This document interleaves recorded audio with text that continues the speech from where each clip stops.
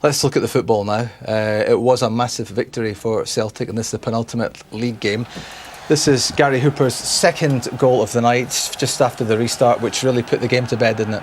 Yeah, it's a great bit of football, and Hearts are trying to hold a line there, David. They're dropping deep, but Hooper's very, very clever at this. He'll drop into a little area just in front, just so not to draw any attention to himself, and you could see the confidence that he's got for his first goal, because he has been a little bit off colour of late, but that's a toe bash, and that's something that you do when you're in a bit of confidence, that you're just willing to take it in any way you can. He takes it early, Marion Kello can't react quick enough and gets his side 2-0 up.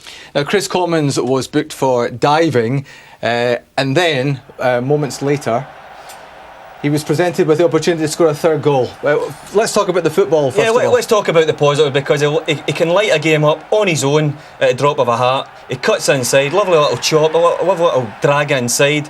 Wrong foot's Mari Zalukas, just a tough evening tonight, and hits it with his right foot into the far corner. Terrific goal, but I have to ask Chris, you know, he knows the situation, knows that the crowd have been kicking off, and he knows he's going to take a yellow card for that.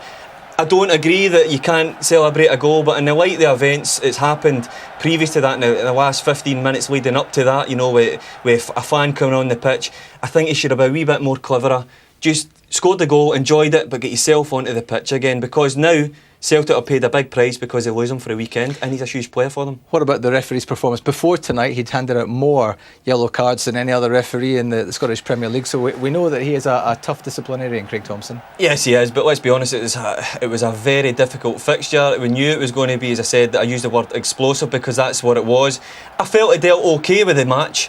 A lot of tackles, he tried to let the game go, he tried to let things go. I have to say though, Keith Sorby has made the decision for him for the red card, because he said it's definite punch or an attempted punch, but I think Craig Thompson's staring at it when Abua gets sent off. I think he has to be the man to take the decision. He's seen it, he's not reacted straight away, so therefore I think he's deemed that not a red card. The linesman's got involved and he's decided it is, and he thinks maybe he's got a better view of it, so he sent him off, and that kicked the whole thing off. Let's hear now from one of the men who was sent off tonight. That's the Celtic midfielder Chris Commons, who's with Peter Martin. Chris, the high is the goal, the low is the red card for you. Certainly, yeah. Obviously, didn't expect it. Completely just, forgot about the booking a couple of minutes earlier, and I think rightfully sent off. But it's one of those that's going to be up for debate all the time. What about the overall game and the result? Fantastic full performance. It was one of the best of the season. I think the way we moved the ball, we certainly made the extra man count, and 3-0 coming away, another clean sheet, which I think equals a record, which is a great achievement for Fraser. Obviously, you've got to take it to the last game. The battle continues. Still in hope more than expectation? Yeah, we're going to do a job hopefully at home, and let's just see what happens. And stranger things have happened in football, so we're just going to cross his fingers and make sure we do our part. It's your first season in Scottish football, but events off the field seem to have overtaken everything, with the manager being attacked by a fan. Have you ever known anything like it? No, unheard of. It's completely. I'm lost for words. It shouldn't be in the game, shouldn't be anywhere near football, and. For a manager to get attacked on the side of the field is just outrageous, and it's just one of those things that's kind of saddened the result of the game. Are you amazed by your manager's resolve? He's a very, very strong man, and he's dealt with a lot of things on and off the field, and the character of the man and the way he's just came in and congratulated us all, it's a testament to him. How disappointed will you be missing out in the last game of the season? Do I miss? I thought it's 14 days, no? I've been told 14 days. Not for a red card. I might be corrected. I don't know. I've been told I might be able to play, but if I do miss, I'll be bitterly disappointed. And but I think there's nothing in the change room to get a result. Well, hopefully we can console you. You're the Clydesdale Bank Premier League Man of the Match. Congratulations. Thank you very much. Cheers. He does miss Sunday's game, so Celtic without Chris Commons, who's been a huge player for them. How big a loss will he be, given the amount of goals that he's scored? That's 8 in his last 7 games, 27 this season for both Derby and Celtic. Well, I said at the weekend that what an impact he's made. There was a bit of stories going around that did they choose Celtic over Rangers? It doesn't matter. Celtic signed Rangers him. did want him. Yeah, well, no wonder. Look at the impact he's made, and that's the ability the guy's got. we're delighted that he's a Scottish player, of course, because, you know, it's great for our country's chances of progressing. But on a Celtic point of view, he's been sensational. And it's not just his goals and all manner of goals and how he gets them. It's his build-up play. He's got guile, he's got imagination, he can create goals. I mean, you've got a guy in your team like that, you stand a chance of winning every game you play because he can create something out of nothing. The big sad story tonight, other than what we've witnessed, ridiculous scenes with Neil Lennon, is that a huge player for Celtic is now going to miss the match on Sunday. And I don't know how they're going to replace him, because I think Chris Commons is that important to Celtic. And bearing in mind that they're already missing from midfield, Biram Kayal, and also Joe Ledley, so 3 out of 4 missing from the midfield. Now, they can only hope, I suppose, that Motherwell will rest players ahead of the sides meeting at Hampden Park 6 days after they meet on Sunday. Well, I think that will happen, and that's nothing to do with anybody trying to help any team out. You know, Stuart McCauley's got a cup final that he's got to look forward to. I think Celtic will go there, they'll give everything, they'll just hope that Rangers slip up against Kilmarnock, who have had a very good season themselves. So that's all they can do. They can only take care of their own business now because it's out of their hands. They lost that opportunity, losing at Inverness, to have it in their own hands to go and win the title. That's gone now, so they have to rely on others, being Kilmarnock, to do them a favour. Well, let's hear now from the Hearts manager, Jim Jeffries. He's seen a lot in his time, in his 2 spells in charge of the club, and also, of course, he played here during the 70s. Let's hear from Jeffries now, who is with Peter Martin. Jim, that was a game with no shortage of controversy.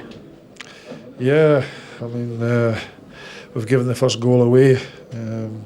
As I thought Celtic, as we said to the players, you know, they were really up for it at the start, and took a wee while to get into their stride. In that period, we lost a goal. Our best spell was when we were at 10 men, and you know, when David Abua, we've seen a harsh decision on Saturday, and I can't believe that the referee said it was a punch, because I was actually quite close to it, and it was 6.5 a dozen. You know, Charlie's had a wee pop at him verbally, and he was brushed him aside, and to say he threw a punch is just nonsense. And of course, when you're 1-0 down and you go down to 10 men, it's always going to be hard. And as I say, we had our best spell, and so we left it like that to come out the second half. But to lose a goal so quickly, and it was a bad goal because he's allowed too much room in the box, and to walk in and put it away, and then it's always going to be an uphill battle for there. But one thing the boys did, you know, Stevenson was injured as well, and you know, everybody put a shift in, and there's not much more we really could have done. And you know, but we competed very well, and but Celtic played well in the night, and as I say, just things went against us. Can I ask you about events off the field, because it was a pretty unsavoury and very scary incident with Neil Lennon, the Celtic manager?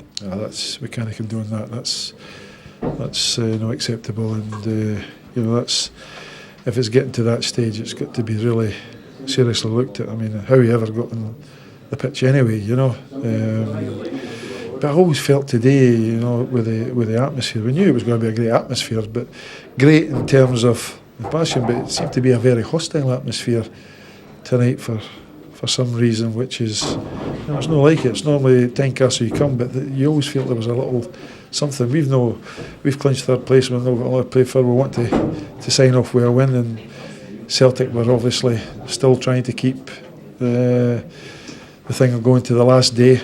And but I just felt all night that just seemed that there was always something ready to spark off, and the thing that sparked it all off was really 6.5 a dozen. Nothing, you know. It just a bad decision, and I don't think Keith Zorby's had the best night he's ever had at a football match when he looks at that. And but you know, we just, as I say, we're going to take it. Didn't get our win we wanted away from home, so we'll go into the last game, try and do it that way, and we just have to move on. Jim, thanks for your time. Thank you. Thanks, Jim. Well, it's very interesting hearing Jim Jeffries point the finger really at the security at his own club. Are we at a stage now, if we're not there already at some clubs, for example Ibrox, because of incidents like this where we have to have a sterile area? I mean, let's look at this here. Again, at the top of your screen, you can see the supporter, the man coming onto the sideline there. Mm-hmm. Alan Thompson tries to stop him, and he finally gets to Neil Lennon before police and stewards intervene. Well, for a start, he's hanging over the edge there for a start. So surely, when he's hanging over, somebody should be pointing him out from possibly the police tower, because that area should always be watched. In the light of what Neil Lennon has been dealing with recently, should always be watched. So as soon as a guy starts hanging over, it should be pointed at. There should be steers put in place. He doesn't. It gets onto the pitch, and it's absolutely disgraceful scenes. They should just clear that whole area now for big, high-profile games, shouldn't they? Well, they've got to do something. I don't know what that's going to be. Somebody needs to get around that. Or even this one. Yeah, well, somebody needs to get around a table and decide what's to be done, because, like I said, this ground, if you ask any footballers in Scotland, they say it's one of the best grounds to play at because of the atmosphere, and that is because the fans are so close to the pitch. That's what makes it special. So how do you continue with the best atmosphere, one of the best atmospheres in Scotland, and eradicate that element of stupidity? I don't know, but somebody has to sit down and somebody has to discuss it and come up with the right solution. Well, the judicial process will no doubt take place. We'll hear more about that tomorrow as regards to that particular incident.